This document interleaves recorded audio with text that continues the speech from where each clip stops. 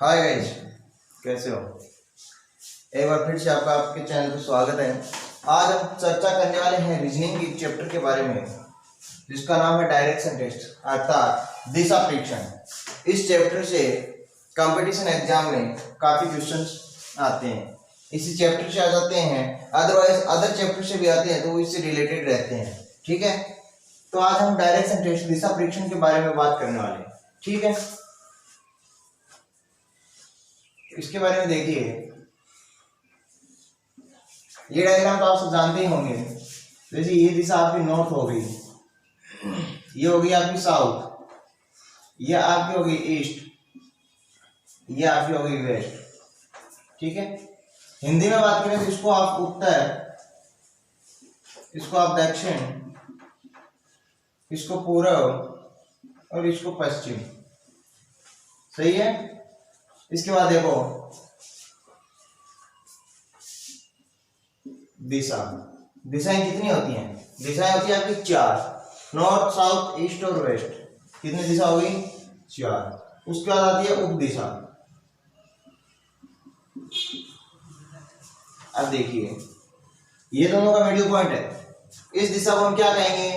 North east. ये आपकी हो गई नॉर्थ ईस्ट। इस दिशा को हम क्या कहेंगे? South east. इस दिशा को क्या कहेंगे? South west. और इस वाली दिशा को कहेंगे नॉर्थ वेस्ट। सही है। इस हिसाब से ये आपकी कहलाती है उप दिशाएं। क्या कहलाती हैं? उप दिशाएं। North west, north east, south east, south west, ये चारों क्या कहलाएंगी? उप दिशाएं। ठीक है, हमेशा ध्यान रखना। वैसे टोटल 14 दिशाएं होती हैं। कितनी होती हैं? 14 दिशाएं होती हैं, लेकिन हम 8 से 10 दिशाओं के बारे में ही बात करने वाले हैं। आपके जो काम आती है वो 8 से 10 दिशाएं होती हैं। 4 दिशा, 4 उप दिशा, प्लस आकाश और पाताल को भी दिशाएं मानते हैं। एक आकाश और एक पाताल, तो इस हिसाब से आपकी टोटल 10 दिशाएं हो जाती है। ठीक है, उसके बाद ये जो 4 आपकी उप दिशाएं हैं, north west, north east, south west, तो ये जो नॉर्थ ईस्ट है इसको आपका बोला जाता है ईशान कोण। क्या बोला जाता है? ईशान कोण। ये जो आपका साउथ ईस्ट है इसको आपका बोला जाता है अग्निकोण। क्या बोलते हैं? अग्निकोण। फिर ये जो आपका नॉर्थ वेस्ट है इसको आपका बोला जाता है वायुकोण। क्या बोलेंगे? वायुकोण। और ये जो आपका साउथ वेस्ट का जो है इसको आपका बोला जाता है नेत्रित्व कोण। ठीक है, ये 4 उप दिशाओं के अलग से नाम भी हो गए। ठीक है, इस हिसाब से कहने मतलब आपकी टोटल 14 दिशाएं होती हैं, जो लेकिन हम जनरली 8 से 10 दिशाओं के बारे में बात करते हैं। 4 उप दिशाएं, 4 उप दिशाएं और 2 आकाश और पाताल को अगर मानते हैं तो टोटल 10 दिशाएं हो गई। ठीक है, उसके बाद 2 चीज आती है, एक राइट और एक लेफ्ट। एक राइट होता है, दूसरा लेफ्ट होता है। राइट का मतलब होता है दायां पक्ष। कौन सा भाग? दायां भाग। और लेफ्ट का मतलब होता है बायां पक्ष। राइट का मतलब होता है दक्षिणावर्त, दायां दक्षिणावर्त। बाएं का मतलब होता है वामावर्त। दक्षिणावर्त का मतलब होता है क्लॉकवाइज, क्लॉकवाइज, जबकि वामावर्त का होता है एंटी क्लॉकवाइज। अर्थात ये दक्षिणावर्त, क्लॉकवाइज मतलब घड़ी की दिशा में, और एंटी क्लॉकवाइज घड़ी की विपरीत दिशा में। ये छोटी छोटी चीजें आप साथ में चाहो तो इनको नोट कर सकते हो ताकि आपके क्वेश्चंस करने में इजी रहेगी। ज्यादा बड़े चैप्टर नहीं है, छोटे छोटे चैप्टर हैं। ठीक है, उसके बाद ये आपको 4 दिशाएं और उप दिशाएं हो गई। इसके बाद इन 4 उप दिशाओं को क्या कहते हैं? वायुकोण, ईशान कोण, अग्निकोण और नेत्रित्व कोण। उसके बाद राइट और लेफ्ट यानी दायां और बायां, दक्षिणावर्त, वामावर्त, क्लॉकवाइज और एंटी क्लॉकवाइज। ठीक है, उसके बाद एक जो आपकी नोटबुक होती है, हमेशा ध्यान रखना, इस हिसाब से आपकी नोटबुक होती है। ठीक है, नोटबुक के जो ऊपरी सिरा होता है, नोटबुक का जो ऊपरी सिरा होता है वो हमेशा नॉर्थ साइड को दिखाता है।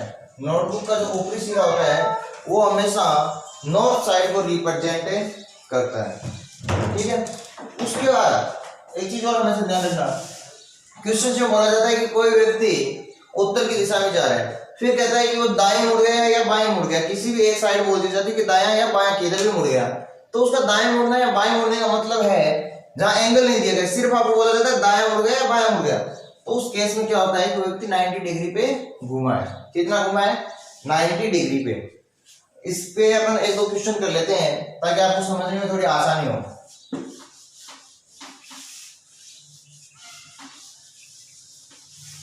जैसे प्रकाश 5 किलोमीटर उत्तर की ओर जाता है, यह आपका स्टार्टिंग पॉइंट मान लेते हैं उसका, और ये 5 किलोमीटर किधर की ओर गया? उत्तर की ओर। ये उसका स्टार्टिंग पॉइंट था और उत्तर की साइड ऊपर की ओर कोई 5 किलोमीटर जाता है। फिर ये कहता है कि दाईं ओर मुड़कर 6 किलोमीटर चलता है। दाईं ओर यानी राइट हैंड की ओर मुड़ के 6 किलोमीटर चलता है। ये दाईं ओर मुड़ गया और 6 किलोमीटर चल गया। फिर ये वापस कहता है कि फिर और दाईं ओर मुड़कर फिर 5 किलोमीटर जाता है। दाईं ओर इसके बाद नीचे की साइड आ जाएगी और ये 5 किलोमीटर आ जाता है। ठीक है, यहाँ पे ये क्या कहता है, बताओ वो प्रारंभिक स्थान से कितनी दूरी पर है? वो प्रारंभिक स्थान से कितनी दूरी पर है? तो इसकी जो प्रारंभिक स्थान से दूरी है वो आपकी कितनी हो गई? 6 किलोमीटर। कितनी हो गई? 6 किलोमीटर। यहां से आपके 3 क्वेश्चन क्रिएट होते हैं। पहला क्वेश्चन कि वो प्रारंभिक स्थान से कितनी दूरी पर है? 6 किलोमीटर। उसके बाद ये पूछ सकता है कि जो उसका एंडिंग पॉइंट है, जो उसका एंडिंग पॉइंट है वो प्रारंभिक पॉइंट से किस दिशा में है? एंडिंग पॉइंट प्रारंभिक पॉइंट से किस दिशा में है? यानी पूर्व दिशा में है। थर्ड क्वेश्चन कि जहां पे वो पहुंचा है वहां से उसका प्रारंभिक पॉइंट किस दिशा में रह गया? तो वो पश्चिम में रह गया। प्रारंभिक पॉइंट पश्चिम में रह गया और जो एंडिंग पॉइंट है वो प्रारंभिक पॉइंट से पूर्व की ओर आता है। तो ध्यान रखना, यहाँ पे इसके कहने का मतलब समझना है कि कौन सी दिशा की बात कर रहा है और कितनी दूरी पूछ रहा है। ठीक है, उसके बाद आपका आता है एक ट्रेन से रिलेटेड क्वेश्चन। किससे रिलेटेड? ट्रेन से रिलेटेड। ट्रेन से रिलेटेड क्वेश्चन जैसे कि आपको बोल दिया जाए कि कोई ट्रेन स्थिर खड़ी है। क्या खड़ी है? कोई ट्रेन स्थिर खड़ी है, तो उसका धुआं किस साइड में जाएगा? हमेशा ध्यान रखना, स्थिर ट्रेन का धुआं हवा की दिशा में जाएगा।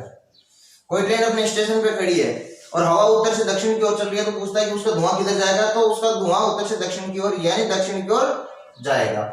लेकिन ट्रेन गतिमान है,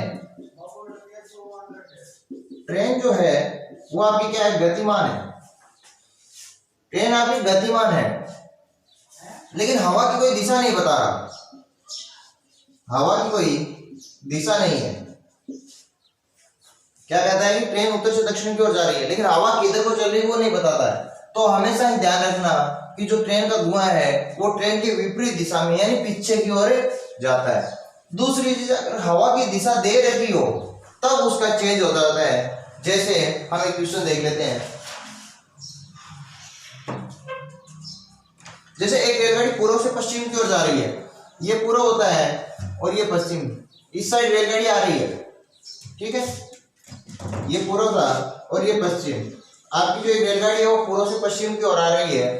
फिर ये कहता है कि हवा उत्तर से दक्षिण की ओर चल रही है। हवा जो है वो इस साइड चल रही है, उत्तर से दक्षिण की ओर। अर्थात आपकी ट्रेन इधर जा रही है, हवा इस साइड चल रही है। ट्रेन के हिसाब से जो धुआं उसके पीछे की ओर इधर जाना चाहिए था और हवा के हिसाब से इधर जाना चाहिए था, लेकिन दोनों इंटरफेयर करेंगी तो जो धुआं है और ट्रेन का वो एक कॉमन साइड में जाएगा, जिसको हम कहेंगे दक्षिण पूर्व। क्या कहेंगे? दक्षिण पूर्व। जो ट्रेन का धुआं है वो दक्षिण पूर्व की साइड में जाएगा। ठीक है, ध्यान रखना, अगर ट्रेन स्थिर खड़ी है तो धुआं हवा की दिशा में जाएगा। हवा की दिशा का कोई जिक्र नहीं है, तो जो गतिमान ट्रेन है उसके पीछे की साइड धुआं जाएगा। और ट्रेन गतिमान है और हवा की भी दिशा है, तो इस हिसाब से उसका धुआं जो है वो एक मिड पॉइंट पे जाता है। ध्यान रखना। दूसरी चीज, एक चीज आपको ये बोल दे कि इलेक्ट्रिक जो ट्रेन है उसका धुआं किधर की ओर जाएगा। अगर ट्रेन की जगह चलता जाए इलेक्ट्रिक ट्रेन, तो ध्यान रखना कि इलेक्ट्रिक ट्रेन कभी धुआं नहीं देती है, जो बिजली से चलती है। ठीक है, उसके बाद आता है परछाई से रिलेटेड आपका क्वेश्चन। एक क्वेश्चन आता है आपका परछाई से रिलेटेड। जैसे प्रातःकाल के टाइम क्या होता है? प्रातःकाल के टाइम सूर्योदय हमेशा पूर्व की ओर होता है, सूर्योदय किधर होता है, पूर्व की ओर, तो आपकी जो परछाई है वो पश्चिम की ओर जाएगी। जबकि सायकाल में सूर्य जो अस्त होता है वो किधर होता है, पश्चिम में, तो आपकी जो परछाई है वो पूर्व की ओर जाएगी। बस दो ही चीजें हैं, ये चीजें आपको जनरली ध्यान रखनी होती है। इससे रिलेटेड अपने क्वेश्चन क्लियर करते हैं, आपको काफी अच्छे से समझ आ जाएगा। ये कह रहा है प्रातःकाल सोहन और मोहन एक बगीचे में एक दूसरे के सामने आ रहे हैं। मोहन और सोहन एक दूसरे के आमने और सामने आ रहे हैं। एक दूसरे के आमने नहीं, यानी उनके जो मुख है वो एक दूसरे की ओर है, ध्यान रखना। ये मोहन हो गया और ये आपका सोहन हो गया, ये दोनों एक दूसरे की ओर आ रहे हैं, ठीक है। ये पूर्व हो गई और ये पश्चिम हो गई, ये एक दूसरे की ओर आ रहे हैं। सोहन ने देखा कि मोहन की परछाई, सोहन ने देखा कि मोहन की परछाई मोहन के दाईं ओर पड़ रही है। मोहन का मुख नीचे की साइड है, तो उसकी दाईं ओर राइट साइड इधर हो गई, और इसकी जो परछाई है यहाँ पड़ रही है, तो ये चीज सही है। उसने स्टार्टिंग में प्रातःकाल कहा था, मतलब सूर्य आपका जो है वो इस साइड है, जो आपका सूर्य है वो इस साइड है, मोहन यहाँ खड़ा है, उसकी परछाई यहाँ खड़ी है, यानी इन दोनों की स्थिति सही है। इधर मोहन होगा और इधर सोहन होगा। तो ये पूछता है कि बताओ मोहन का मुख किस दिशा में है, तो मोहन का मुख आपका किस दिशा में है, दक्षिण की दिशा। इस हिसाब से इन चीजों को ध्यान रखना। अगर हम क्वेश्चन को उल्टा करते हो, मोहन को इस साइड अपन खड़ा कर देते हैं, तो परछाई इधर होती है, इधर भी सूर्य होता, तो ये चीज पॉसिबल नहीं थी। इसीलिए मोहन को हमने इधर खड़ा किया और सोहन को इधर खड़ा किया, दोनों एक दूसरे के आमने सामने आ रहे हैं, तो मोहन का जो मुख है वो ऑटोमेटिक दक्षिण की दिशा में हो गया। इन चीजों का ध्यान रखना, ठीक है। उसके बाद एक क्वेश्चन आता है आपका कोण संबंधी क्वेश्चन। क्या आता है, कोण संबंधित क्वेश्चन।